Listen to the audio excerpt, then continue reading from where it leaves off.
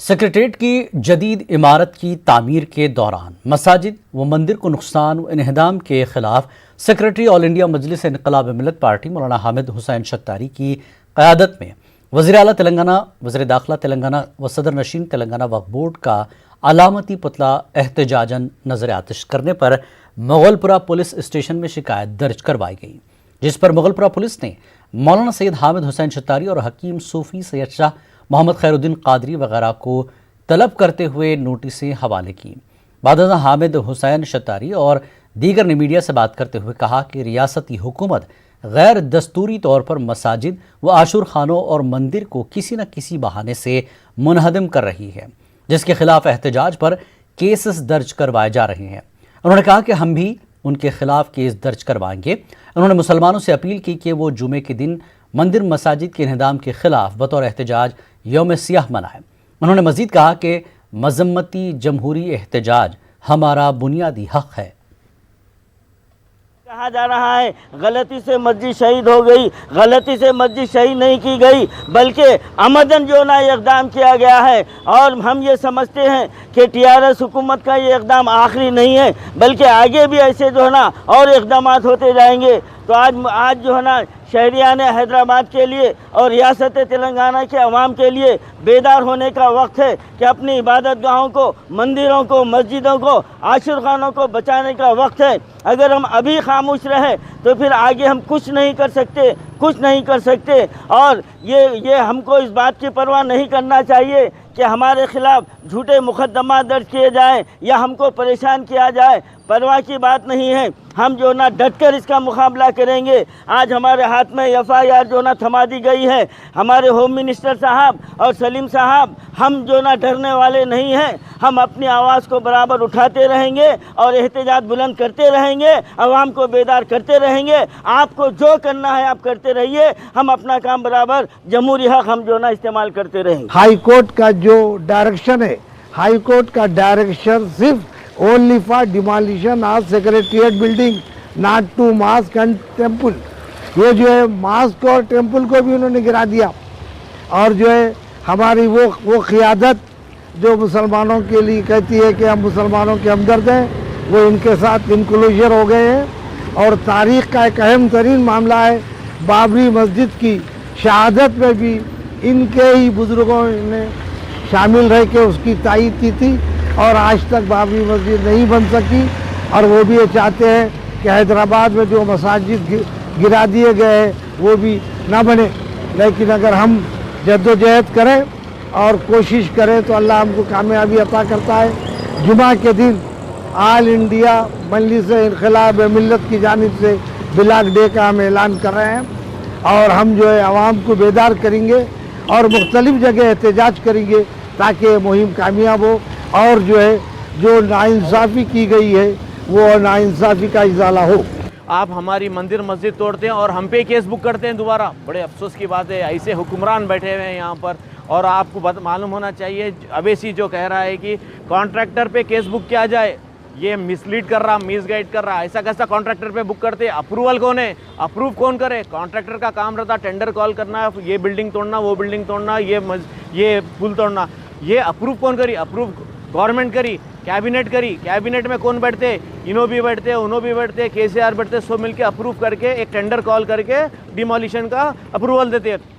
बड़े अफसोस की बात है, अवैसी अभी भी मिसलीड कर रहे हैं कौम को, मिल्लत को। क्या बोलकर मैंने आवाज़ उठाई, मैंने कॉन्ट्रैक्टर के ऊपर केस बुक कर दिया। Contractor is no way connected. Tender call होता, टेंडर कॉल के बाद अप्रूव कौन करते? कैबिनेट में अप्रूव होती है। और इनके अलाई पार्टनर अवैसी होते हुए, अवैसी के बगैर कंसेंट के ये हो ही नहीं सकता।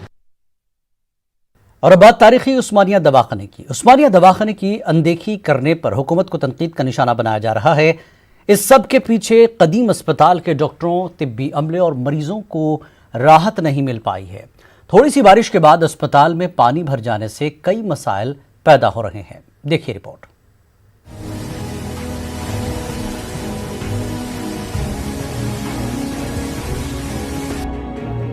इसे कालेश्वरम प्रोजेक्ट समझने की गलती ना करें। ये नजारा हैदराबाद के उस्मानिया दवाखाने का है। हालिया दिनों थोड़ी सी बारिश के बाद अस्पताल तालाब में तब्दील हो जा रहा है। पानी की निकासी के लिए जीएचएमसी डिजास्टर शोबे के लोग यहां पहुंचते हैं और सफाई के काम अंजाम देते हैं, लेकिन इस मसले का मुस्तकिल हल निकालने की जहमत नहीं की गई। नाकिस ड्रेनेज निजाम की वजह से गटर का पानी अस्पताल में दाखिल हो जाता है। इस पानी में सारी चीजें तैरती हुई दिखाई देती हैं। उस्मानिया अस्पताल में कोविड पॉजिटिव मरीजों का भी इलाज किया जा रहा है, लेकिन गंदे पानी में तैरता हुआ तिब्बी सामान अस्पताल की हालत जार की दास्तां सुना रहा है। इस दौरान बहुत से वार्डों में मरीज अपने बिस्तर से नीचे नहीं उतर पाए और अपने सामान को बचाने के लिए बिस्तर पर बैठे रहे। हैदराबाद के सबसे कदीम और तारीखी उस्मानिया जनरल अस्पताल की अफसोसनाक तस्वीरें आए दिन सामने आती रहती हैं, लेकिन हुकूमत इससे टस से मस नहीं हुई है। ये तस्वीरें देखकर तो ऐसा लगता है कि हुकूमत ने इस अस्पताल की तरफ कभी तवज्जो दी ही नहीं। बारिश के बाद हेरिटेज और आउट पेशेंट ब्लॉकों के दरमियान का रास्ता भी पानी में डूबा हुआ पाया गया। स्टाफ ने पानी को अस्पताल के अंदर आने से रोकने के लिए कोशिशें की और इसके लिए अस्पताल के बेड्स इस्तेमाल किए। मजलिस बचाओ तहरीक के अमजदुल्ला खान खालिद ने उस्मानिया अस्पताल की हालत जार का मसला मरकज और रियासती हुकूमत के साथ उठाया है। उन्होंने पूरी सूरत हाल पर रोशनी डाली। गांधी हॉस्पिटल का एक वीडियो आया मेरे पास, जहां पर जो है पेशेंट एक डेड बॉडी रखी हुई है, उसके अतराफ में पूरा रेन वाटर आ गया है और गांधी हॉस्पिटल की इतनी बुरी हालत है कि पूरा वार्ड्स के अंदर पूरा रेन वाटर अंदर दाखिल हो गया है। स्टेट का जो है तेलंगाना स्टेट का ये कोविड हॉस्पिटल है, जहां पर कोविड पेशेंट्स को यहाँ पर ट्रीट किया जा रहा है। अब आप अंदाज़ा कर सकते हैं कि कोविड पेशेंट्स के लिए जो हॉस्पिटल है उसकी इतनी बुरी हालत है कि पूरा बारिश का पानी अंदर दाखिल हो गया। और कई विजुअल साबिक़ा में भी आते रहे कि उस्मानिया जनरल हॉस्पिटल में ख़ास तौर पे जो है कि कुत्ते यानी डॉग्स पूरे अंदर हॉस्पिटल में पेशेंट के बिस्तरों करने आ जा रहे हैं, पेशेंट्स को कतर दे रहे हैं, पेशेंट्स का बिलोंगिंग्स को लेके जा रहे हैं। तो गवर्नमेंट ऑफ तेलंगाना एक तरफ तो बहुत बड़ी बड़ी बातें करती है कि हम कोविड को लड़ने के लिए इतना बजट स्पेंड कर रहे हैं, इतना काम कर रहे हैं, लेकिन ऑन दी ग्राउंड ज़ीरो अगर आप जाके दोनों hospitals Osmania general hospital and Gandhi hospital देखें तो ऐसा महसूस होगा कि वहाँ पर जो ट्रीटिंग स्टाफ है, जो डॉक्टर्स है, हेल्थ स्टाफ है, उनके लिए भी जान का ख़तरा है। ऊपर से फैंस गिर जा रही, ऊपर से जो छत की गच्ची है गिर जा रही। गांधी उस्मानिया हॉस्पिटल जो है 100 ईयर्स ओल्ड है, उसको कोई रिपेयर नहीं किया गया, उसको कोई बजट नहीं दिया जा रहा है। और गांधी हॉस्पिटल नया है, उसके बावजूद वहाँ पर का सिस्टम बहुत ख़राब है।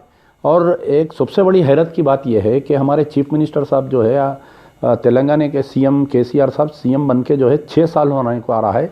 ओनली वंस ही हैज़ विजिट, एक मरतबा खाली उस्मानिया जनरल हॉस्पिटल आए थे वो, उसके बाद से अभी तक कोई नहीं है। तो और एक चीज़ ये है कि ये हॉस्पिटल्स की एक डेवलपमेंट कमेटी होती है, Osmania general hospital development committee, Gandhi hospital development committee. उसके चेयरमैन जो है हमारे Etela Rajender minister for health है और सिटी के एमपीस एंड एमएलएस है। हमारे हैदराबाद सिटी में जो 35 एमएलएस है और तकरीबन 7 मेंबर ऑफ पार्लियामेंट है। एक मरतबा भी पिछले 5 साल में ये उस्मानिया डेवलपमेंट कमेटी का कोई मीटिंग नहीं हुआ। 10 करोड़ रुपीस फंड्स जो है वहाँ पर वैसे ही लाइंग थे कई ज़माने तक और वो रिटर्न चले गए। तो आज मैंने जो है कि हम कई मरतबा स्टेट गवर्नमेंट को ट्वीट किए, लेटर्स लिखे कि इंफ्रास्ट्रक्चर को सुधारिए और Gandhi hospital Osmania general hospital needs repair, immediately उसको रिपेयर होना चाहिए, वास्ट बड़े पैमाने पे रिपेयर होना चाहिए।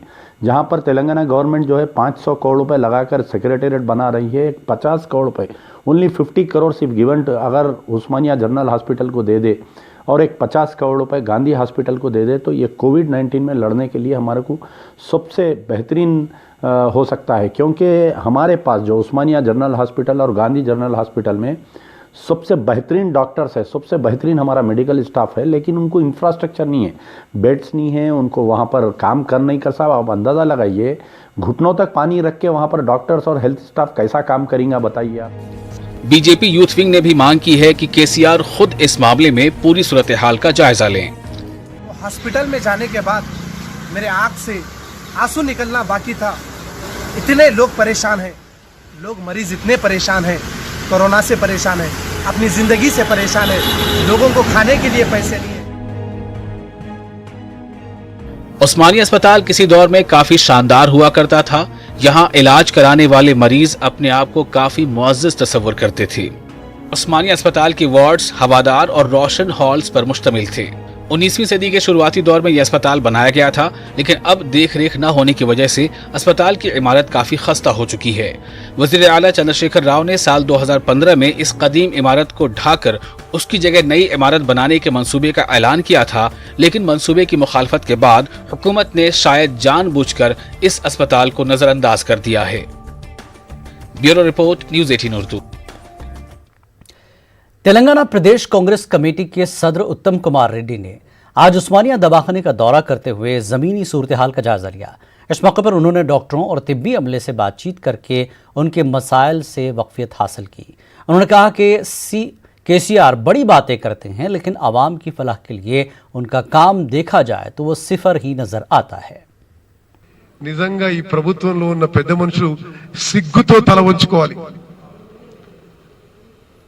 పెద్ద పెద్ద మాటలు కానీ एडमिनिस्ट्रेशन सुनना। तेलंगाना बीजेपी के सदर बंडी संजय ने इल्जाम लगाया कि सरकारी अस्पतालों में मुनासिब सहूलियात नहीं हैं, जिसकी वजह से लोगों को मुश्किल सूरत हाल का सामना है। उन्होंने कहा कि एक तरफ कोरोना की वजह से उस्मानिया अस्पताल के मरीज मुश्किल से दो चार हैं, तो दूसरी तरफ ये लोग उस्मानिया अस्पताल में सीवरेज के संगीन मसाइल का सामना कर रहे हैं। बंडी संजय ने आज पार्टी लीडर रामचंद्र राव और दूसरों के साथ अस्पताल का मुआयना किया। उन्होंने अस्पताल का फौरी दौरा करने की KCR से मांग की। इस दौरान अस्पताल के पैरामेडिकल स्टाफ ने उन्हें अपने मसाइल से वाकिफ कराया। పరిస్థితి ఉన్నది, కూలేటువంటి ప్రమాదం ఉంది, డాక్టర్లు ఇబ్బంది పడుతున్నారు, పేద ప్రజలు ఇబ్బంది పడుతున్నారు. కనీసం ఇప్పటికైనా ముఖ్యమంత్రి ఫామ్ హౌస్ నుంచి బయటికి రావాలి, బయటికి వచ్చి తిరిగి ఉస్మానియా హాస్పిటల్ సందర్శించాల్సిందే. ఈ రాష్ట్ర ముఖ్యమంత్రి ఫామ్ హౌస్ నుంచి ఉస్మానియా హాస్పిటల్ సందర్శిస్తేనే ఈ పేద ప్రజలు వాళ్ళ రాష్ట్ర ముఖ్యమంత్రిగా ఈ ముఖ్యమంత్రిని గుర్తిస్తారు తప్ప, లేకుంటే ఈ రాష్ట్ర ముఖ్యమంత్రిని కౌంట్ చేయరు, రాష్ట్ర ముఖ్యమంత్రి పట్టించుకోరన్న విషయాన్ని ఈ రాష్ట్ర ముఖ్యమంత్రి గుర్తుంచుకోవాలని చెప్పి హెచ్చరిస్తూ వెంటనే మంత్రులమంతరా రాష్ట్ర ముఖ్యమంత్రి సహా వచ్చేలా సందర్శించారు। रियासती वजीर T श्रीनिवास यादव ने कहा है कि आवाम और मरीजों की जिंदगियों को दरपेश खतरात को देखते हुए उस्मानिया मामले का अदालत को अज खुद नोटिस लेना चाहिए।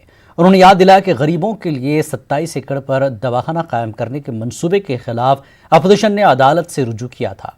तलसानी श्रीनिवास यादव ने आज उस्मानिया दवाखाने की सूरत हाल का जायजा लिया। उन्होंने इल्जाम लगाया कि बीजेपी लीडरान दिल्ली में एक ड्रामा करते हैं और हैदराबाद में एक बात कहते हैं।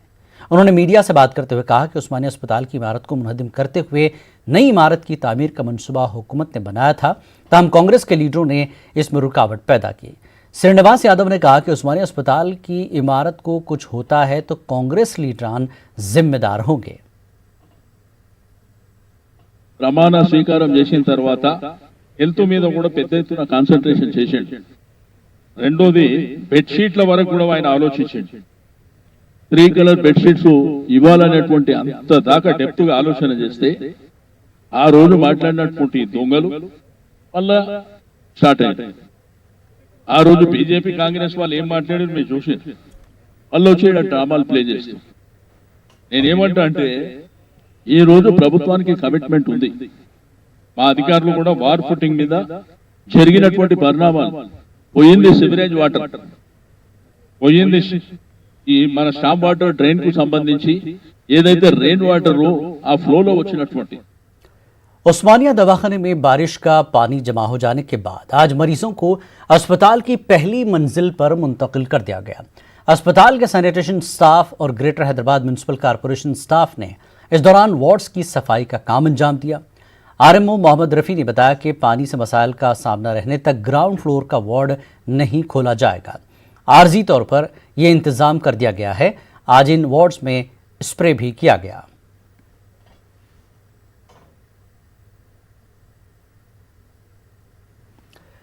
दुबई के एक अस्पताल ने जगतियाल के एक शख्स का 1.5 करोड़ रुपए का बिल माफ कर दिया। हिंदुस्तानी काउंसिल खाने की तरफ से दरख्वास्त के बाद अस्पताल इंतजामिया ने राजेश का बिल माफ कर दिया।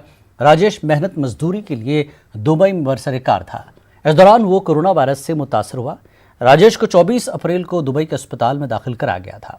राजेश के इलाज पर 7,62,555 दिरहम खर्च हुए। इतनी बड़ी रकम अदा करने से राजेश कासिर था। खलीजी ममालिक में हिंदुस्तानी मेहनतकश तबके की मदद करने वाली एक तंजीम ने इस मामले में हिंदुस्तानी काउंसिल खाने से रुजू किया था। हिंदुस्तान वापसी के लिए राजेश के टिकट का इंतजाम किया गया और खर्च के लिए उसे 10,000 रुपए भी दिए गए।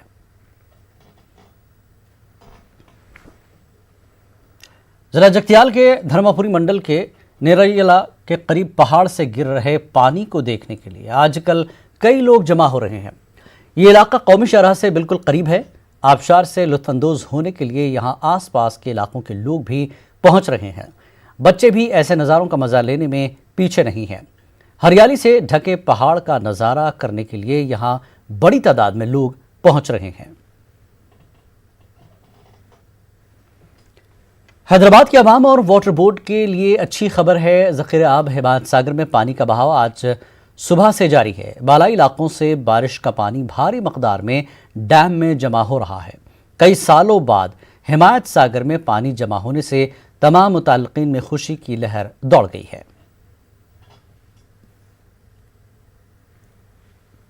खबरों का सिलसिला जारी रहेगा एक ब्रेक के बाद।